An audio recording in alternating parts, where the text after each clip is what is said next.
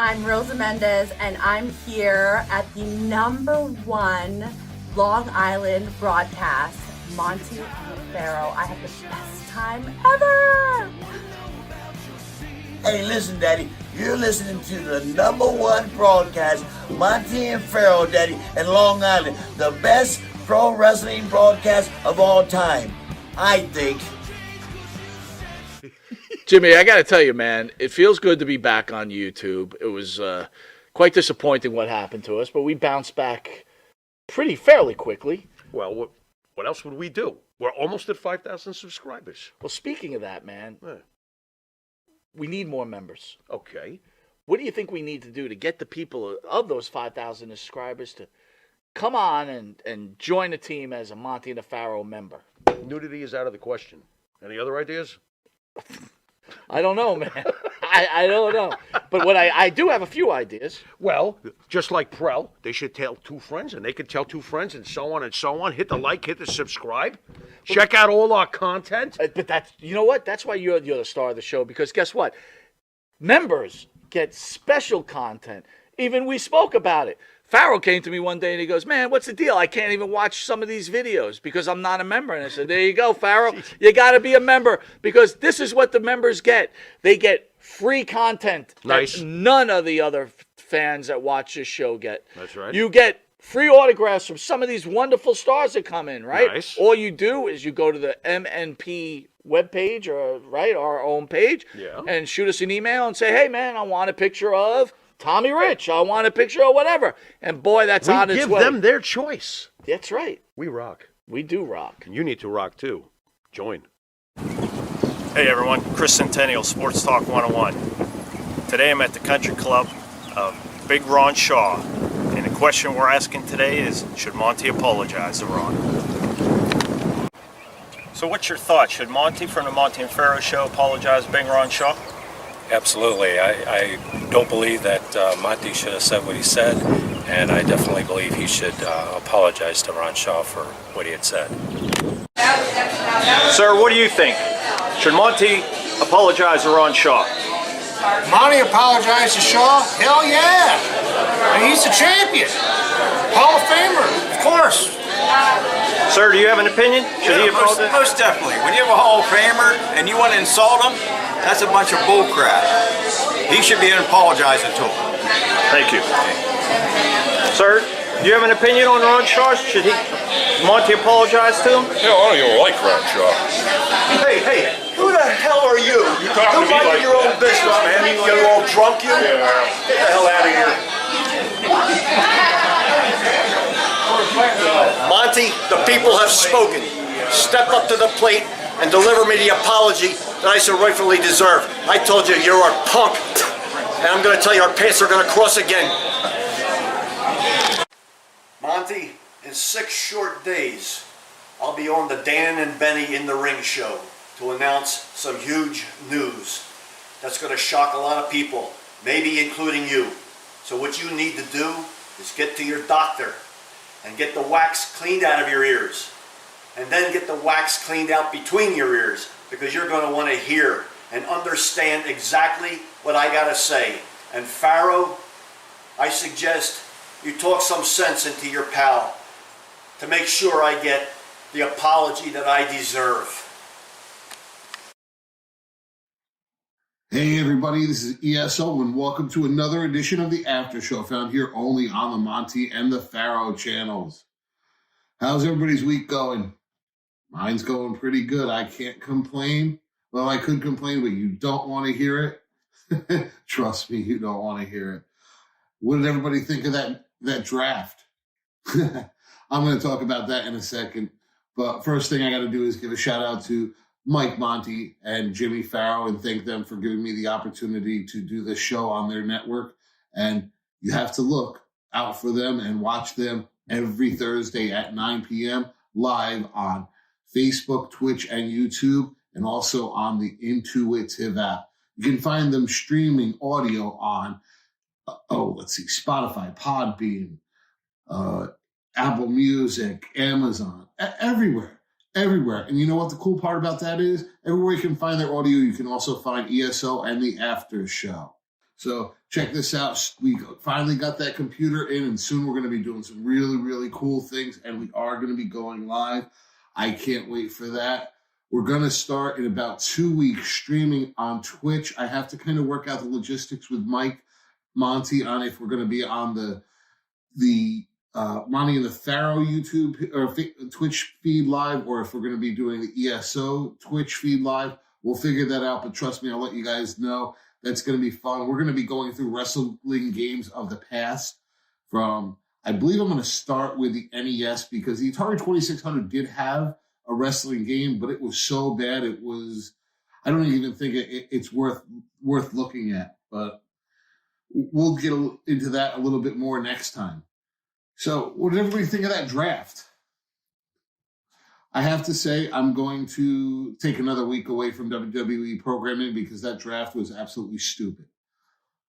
So 1 week I'm watching WWE, and we have Shelton Benjamin and Cedric Alexander against the Street Profits. And I don't know why that match was even on there, being that Shelton Benjamin hasn't been on programming in how long? But all of a sudden, of course, they come out for no reason last week. And one of the comments the commentators were making was, oh my gosh, this might be the last time we see the Street Profits together, being they're going to go into the draft. And then when we get the list of the draft, these guys are getting drafted together. That was absolutely stupid. The whole way this draft was done was stupid. It made absolutely zero sense. I cannot stand the WWE writing right now. What the hell is going on up in Connecticut there? You guys, obviously you do not care about the average fan. All you're going after is the corporate dollar at this point. Stop it. WWE was always grassroots. It was always about the average American. Vince, you snubbed your nose at everybody, every corporate person before that. Why now do you kowtow to them? Yeah, because now it's all about the money now. It's not about the sport entertainment. And while we're talking about that, the sports entertainment part of it's gone. It's all about the entertainment. I see cartwheels. Is it gymnastics entertainment? I don't know. I don't know what's going on right now. I'm really not enjoying any of these wrestling products right now. AEW, you don't have it. New Japan, you're probably the best out there right now. Impact. we'll leave that for another time. Oh, man. So let's see. Well, I cannot wait. So this Friday, I actually am going to get to go down and visit with Mike and Jimmy, and I get to hang out with some of these guys, and I can't wait to see the Marty Jannetty, Tommy Wildfire Rich, Manny Fernandez, Val Venus, and Eugene down in studio. I'll do my best to sneak on camera if I can, but it's going to be really cool to meet these guys and hang out for a little bit and maybe hear some old stories. Maybe spark one up with Tommy. Woo! I love Tommy Wildfire Rich. He was so cool when I was a kid. Hey, and if you guys have anything you want me to ask any of those guys, kind of off the record, I'll do my best, and just send it to me, and we'll see what we can do. Oh, and check this out. In honor of Marty Jannetty being there, I got this magazine out. It's the, August 1989 edition of WWF Magazine. I'm going to do my best to have Marty Jannetty sign this. And you know what I'm going to do in the next segment? I'm going to go through this magazine. How cool is that? So, yeah, you gotta make sure you tune in. You tune in Friday, 5:30. They're gonna have Ask Marty Anything. They have spots. They may even have a spot left if you give a shout out to Mike Monty. You might have a spot left to Ask Marty. So that should be pretty fun. So that's crazy. They're gonna have Tommy. They're gonna have Marty Jannetty, Tommy Rich, Eugene, Val Venus, Manny Fernandez, the Raging Bull. Wow, I can't wait. He was a scary dude when I was a little kid. Him and Rick Rude teamed up before Rick Rude came over into the WWF. So I can't wait to see these guys in person. But Let's take a quick break, and when we get back, we're going to go through this magazine here, this 1989 edition of WWF magazine featuring the Rockers on the cover, and it's got some other cool stuff on the inside. And on that note, we'll be right back.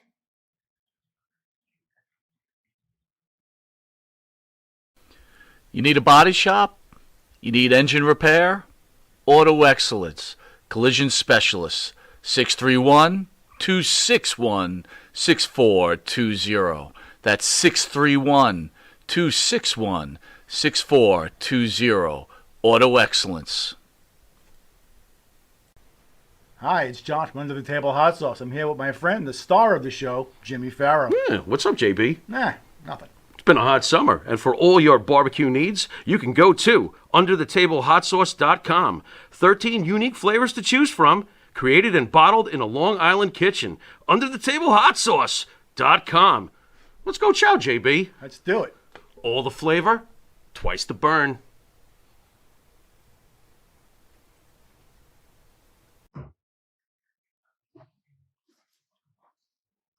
Hey, everybody, and welcome back to the After Show, found here only on the Monty and the Farrow channels. So check it out. We're going to be going through this magazine right here that I am going to get signed this Friday by Marty Jannetty, and it is from August 1989, and it features the Rockers on the cover. And let's look at some of these things. It says, the Rockers, Sean and Marty, ready to rock the Rougeaus. SummerSlam is coming. Hulk and Zeus prepare for the confrontation. Kane Hacksaw, the tough guy, takes the throne. Ronnie Garvin, the rugged ref, riles Valentine. Q&A with Heenan. The brain gloats over the gold. And also in this issue, we have a Wild West Weasel. An American Dream arrives, and the Snake is profiled. Awesome, awesome. So when you open up the magazine, you get a back-to-school gear advertisement with some candy and stuff, and, of course, this awesome table of contents.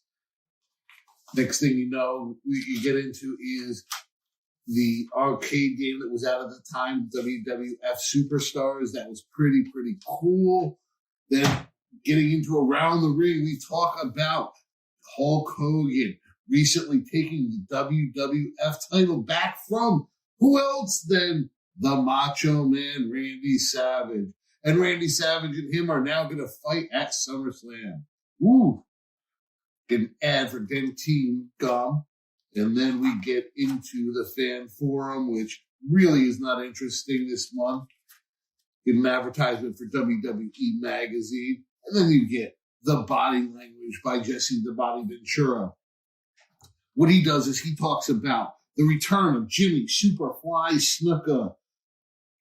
Snuka had taken a little bit of a leave, and he ended up wrestling in the AWA for a little bit, and now he's back, and he's going to be feuding with the Honky Tonk Man. Wow. Then it talks about Jim Duggan and his feud with Haku and what happened there. We're going to get a little bit into that in a little bit. It's talked about and profiled later on in this magazine. But guess what's on the opposite side of that? My favorite part of the night, it's the ice cream bars. I really wish these were available.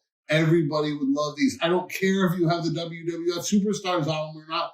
Put Winnie the Pooh on it. Put whatever. But bring back those ice cream bars with something on them or nothing on them. They were great. That graham cracker, that chocolate, the vanilla. They were like $1 at my little local shop, and we would get them all the time. I can't believe I threw away so many of those cards. Just because we were eating them on the run. We had our skateboards. We were out on the town there. You know, we just grab the ice cream bars, eat the ice cream bars, and you throw the whole thing away. And now those cards are worth ridiculous amounts of money, the ones that are mint. Wow. This stuff, how foolish you are in youth. Newsbreakers this month. Guess who's coming to the WWF? We have the American Dream, Dusty Rhodes. They started doing these stupid-ass promos for him in all kinds of positions, from delivering pizza, being a plumber, a mechanic, a whatever. And he was just the common man. But, you know, Dusty got that polka dot and black shirt over, the spandex there. He was, wow. Dusty Rhodes and Sapphire. Yeah, that's what it was. So Virgil, Ted DiBiase's bodyguard, was named after Dusty Rhodes. Dusty Rhodes' real name was Virgil, and Virgil got that name as a rib to Dusty Rhodes. And Dusty got this horrible plumbing gimmick as a rib too. But Dusty, being the amazing performer he was, he got it over. Yeah, that's Dusty for you. Next thing we do is we profile Jake the Snake Roberts. He's been profiled everywhere enough. I don't think we need to talk too much about that. We get an interview with Bobby the Brain Heenan where he brags about Rick Rude taking the Intercontinental title from the Ultimate Warrior at, I believe it was WrestleMania, WrestleMania 5. Maybe not, whatever. Either way, Rick Rude defeated the Warrior for the title. We get into the Battle of the Titans every month. Obviously, they have a profile of the match. This one was the Brain Busters versus Demolition. I'm not going to say there was anything exciting in it. It just profiled some of the match. I was not a fan of Demolition once they turned face. I was actually a fan of the Brain Busters. I was really a big fan of the Four Horsemen. And when Arn and Tully came over to the WWF, I was like, yeah! The Brain Busters. I like them. So, hey, that's my opinion. Next thing we do is we get into a preview of SummerSlam. Probably the worst pay-per-view of my youth. This was the one where we had Randy Savage teaming up with Zeus from No Holds Barred movie. Tiny Lister, no offense, Tiny Lister, you were a hero later on, and we all know why. But this was stupid. We had Macho Man and Zeus against Hogan and Brutus the Barber Beefcake. It was not a good match. Actually, this is just a preview, so I really the actual match was the preview was great. The match was horrible. When I was a kid, I was so excited for this pay-per-view, and then the other match they had on the card was Rick Rude defending against the Warrior. I don't really remember what happened in that, but I don't think the Warrior got maybe the Warrior got the title back at that point.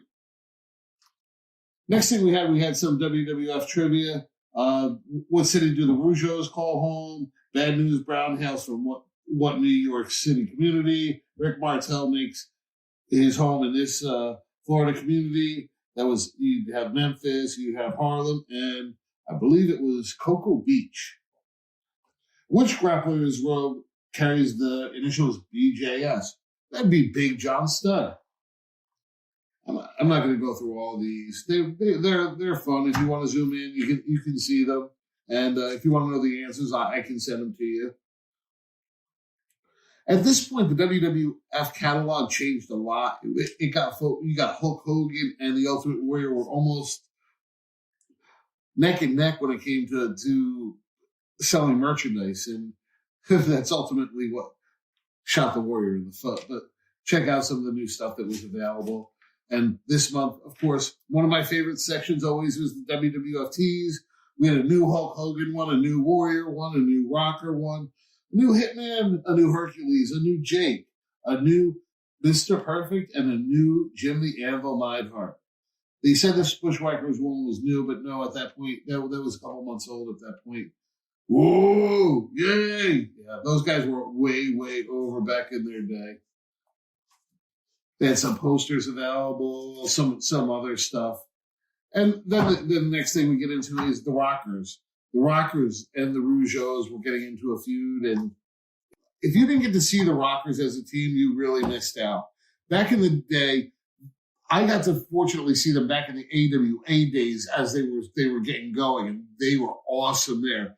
Wow, how they were over in the AWA. And when they took the titles from Playboy Buddy Rose and Pretty Boy Doug Summers, that was one of the highlights of tag team wrestling when I was a kid. When they came into the WWE, those guys were on fire, but I don't ever think they got the title together. And then when Marty got kicked through the barbershop window by Sean, wow, that was crazy highlight of when I was a kid. I really wow. The Rockers were so cool. And this just highlights their feud with the Rougeaus. Next thing they get into the rugged Ronnie Garvin and him as a referee and him feuding with Greg, ending up feuding with Greg Valentine. Ronnie Garvin was such a legend. This really was so far beneath him when he did this referee gimmick. He's a former world champion. That dude was in the ring with Andre. I think he actually beat Andre by disqualification at one point. That's how big Ronnie Garvin was at some points in his career. For him to be just a referee, whatever. Hacksaw Jim Duggan defeated King Tonga, Haku, whatever you want to call him, Ming, for the king to become the new king. Probably my least favorite king. And the next issue of the magazine, they actually highlighted the King Duggan there, and probably the worst part of Jim Duggan's career was when he was king.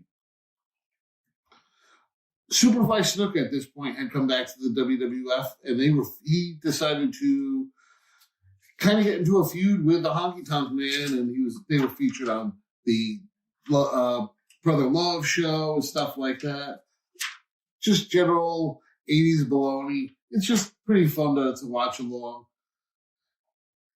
The Bobby the Brain Heenan had gotten a part in a movie, so they featured him in what they call The Weasel Goes to the West. They just show some pictures of it. And I believe Gorilla Monsoon at one point threw him through a window or something along those lines. So we have Wrestler's Rebuttal, which was a poem by Lanny Poffo with a bunch of wrestlers rebutting against it. As always, we have the WWF crossword. And the WWF magazine always ends with a caught in the act. This month you had Hulk Hogan standing behind Regis Philbin and Kathy Lee Gifford. And Regis was doing his best flex of Hulkamania. Wow. That's such a cool magazine. The last page had an advertisement for some video cassettes. You can get a Warrior promo bottle if you buy one of them. And if you flip to the back cover, NES was so huge at that point. You had Nintendo promoting Airwolf on the back cover of this. So pretty cool. It's always fun to go through these. Wish I had a little bit more time to go a little bit more in depth of it, but we're at about 12 minutes. I got to figure a way to get that segment down a little bit more. But what we're going to do in the last segment is it's actually going to have what was supposed to be on last week's segment, which is the WrestleMania 4 program featuring Hulk Hogan and Andre the Giant on the cover. We'll be right back after this. Sir? Ah. Manscaped? Uh-huh. Have you tried the new equipment that's been sent? I'm afraid because it says Weed Whacker. I'm scared. Maven, Manscaped, what are you thinking about Love it. Manscaped, dude? Love it. What do you use it for? Necessity. What don't I use it for? Put it this way. The only hair I have on my entire body is these eyebrows. Yeah. That you see. These caterpillars racing to the middle of my nose. That's it. That is it. That's all I have. And that's all I want. That's the So Manscaped is a You- must. We were talking before the show. There's nothing worse than just hair. Yeah. Right? Hair on a woman, hair on a man. It's just bad. Absolutely. And it's the one thing that the older I get, it starts growing more in unwanted areas. Absolutely. I hate it. I'm going to ask you a question. Uh-oh. Just going to go out there. Oh, boy. Go for it. You're doing a deed. Yes. Again, I don't want you to have to admit this because as men, we try not to admit this. But if you're going to go do the deed on a woman, I know would where you he's rather going. have her be hairless or a little hair, racing stripe, or Racing stripe. full retro bush? Racing stripe. Retro Bush is out. Yes, thank you. Retro Bush is out. Yeah. I don't mind a small, well manicured landing strip. Every now and then, if it's completely, and I'm talking like baby's ass bald, then I start, where is that pedophilia line? that I don't want to Wow. wander into that. That's thought very of it like interesting. that. I never thought about that. You're a Wow. smart dude. Holy shit. So if the landing strip is clean enough for the plane to go in smoothly, you're cool with that. If the landing strip has like I said, well manicured, Yeah, you can see both sides. It's not Like blinking lights on both sides of that I landing? just don't. I don't want. I don't want the shrubbery going off into unwanted areas on that as well. Gotcha. Yeah, Oh, look but- what you found. Ooh. I got to be all honest though. Hey, the older I get though, I don't think I can be as I found it! I found Have it! you ever gone down there and she slowly brings down the underwear? Then What is retro? Just, Absolutely. You're like, whoa! Wow, Yeah, like, I'm like 46, it of pops course. out? Do you like walk out or what do you do? No, I muster through. I muster up the courage to get He's a through. trooper. He's a trooper. Gotta give him an A. Not all heroes wear capes. Yeah, There you go. I hear you. There you Listen, go. I couldn't Super say. Bush. I couldn't say. Well, if you have the same beliefs as Maven, does Manscaped could help you? Absolutely. The weed whacker. Absolutely. What are you thinking? I'm thinking that I may have to, go in a room, close the door, and hang out with the weed whacker for a little while. Yeah, I think you're a retro guy, aren't you? I like 70s adult films, if that's what you're getting at. Yeah, there you go. Yeah, but only with that, Ron we're going to take a Jeremy, quick Batman. commercial break, and we'll be Anyway. back with this wrestling icon, Maven. We will see you in a drop kick second. Drop kick.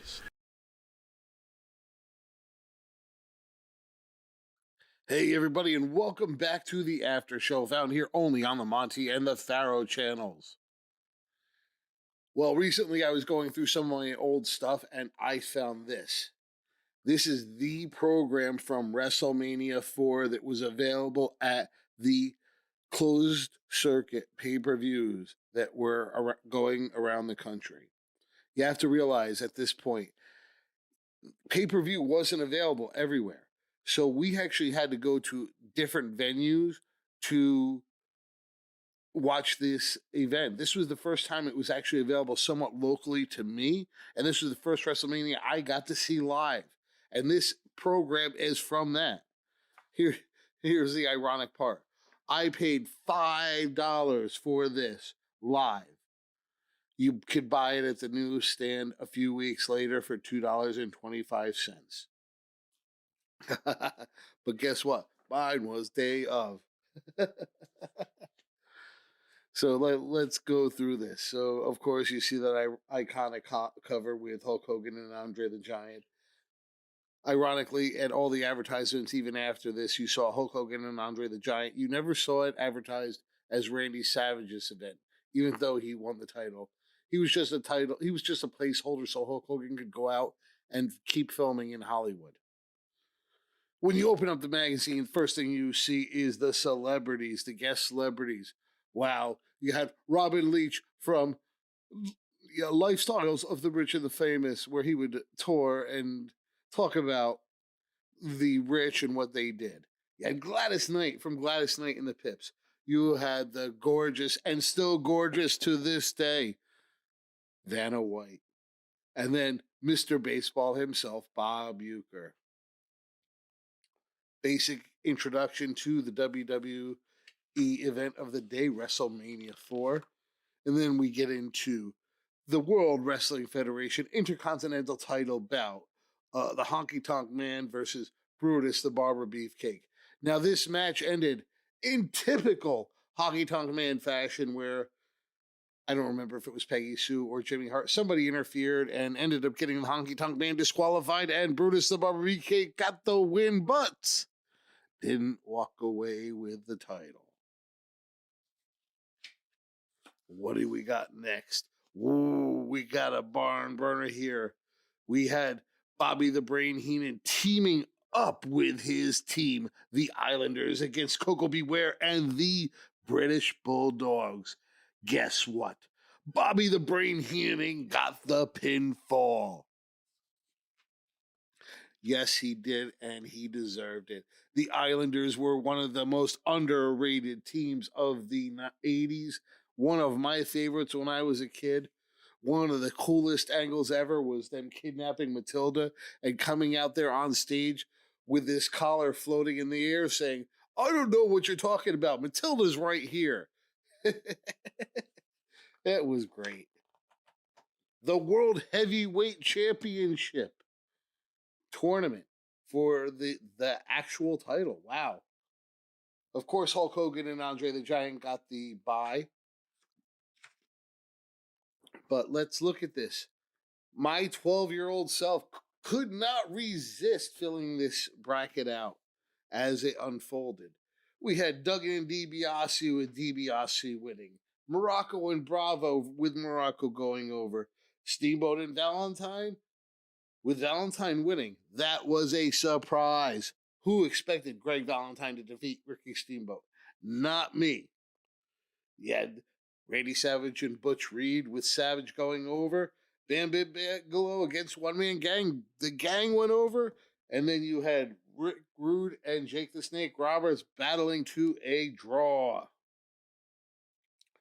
The second round, you had Hulk Hogan and Andre the Giant both getting disqualified. And then Ted DiBiase defeated Don Morocco. Valentine and Savage went over. Then you had a one-man gang, got a bye into the semifinals. Semifinals were DiBiase against nobody because of disqualification, so he went on to the finals. And then Savage against the one-man gang. Guess what? Now this finals, DiBiase and Savage, and we know what happened. We had a new World Wrestling Federation heavyweight champion, and it was Randy the Macho Man Savage. Woo! That was awesome. Oh yeah! Gotta get that in there. Next match that we're going to talk about tonight is the World Wrestling Federation Tag Team title belt with Strikeforce versus Demolition. Guess who went over? Demolition got the win and took the titles from Strikeforce with a little bit of help from Mr. Fuji. Next, we had the Battle of the Behemoths. The Ultimate Warrior against Hercules. The Ultimate Warrior did end up getting the best of Hercules, as was expected. The culmination. We had a 20-man over-the-top battle royal featuring the Junkyard Dog, George Steele, Ken Patera, Hillbilly Jim, the Bolsheviks, the Hart Foundation, Hillbilly Jim, Sam Houston. We had Sika, Bad News Brown, Danny Davis, Ron Bass, Harley Race, the the Killer Bees, the Fabulous Rougeaus, and it came down to Bad News Allen and Bret the Hitman Hart. At that point, he was not yet the Hitman. He was just Bret Hart. But what ended up happening, nobody expected. The two of them shaking hands, and then Bad News Allen kicking him in the back of the head, sending him over the top rope, and taking the title. He became the champion of that battle royal. However, this facilitated one of the best turns ever, and that was Bret Hart becoming a face. How cool was that? Listen, WrestleMania used to be the culmination of all angles and then setting up for the future angles. This does not happen in the modern product, and maybe Triple H should take the time and go back and see what used to happen and see what kept the fans interested year after year, and planning a year ahead to see how prosperous it was. So, thank you for letting me take the time to go through this. This was absolutely a blast to go through. Let's see, the last couple of pages are just a couple of things of advertising, and finally Trump Plaza on the back too. Well, I guess that's about all the time we got tonight. We have tonight. Got to send this thanks out to Mike Monty and Jimmy Farrell for letting me have the show on their network. And, of course, you got to check those guys out. Over the next couple of weeks, we're going to be transitioning because my computer is supposed to be here tomorrow. It was supposed to be here today, but we had some issues, and I had to have the delivery delayed till tomorrow, but I can't wait to start playing with that and seeing the capabilities that we're going to end up being able to do, especially with animation and graphics and stuff like that. So that should be a lot of fun. Got to make sure you check out SOB Sports. They're also they're playing every Tuesday on the network at about 9 p.m. And you check out Monty and Pharaoh. They're at 9 p.m. every Thursday. And then me, obviously, at 10:30 p.m. every Thursday. And I guess on that, I'm going to get out of here. Later, guys.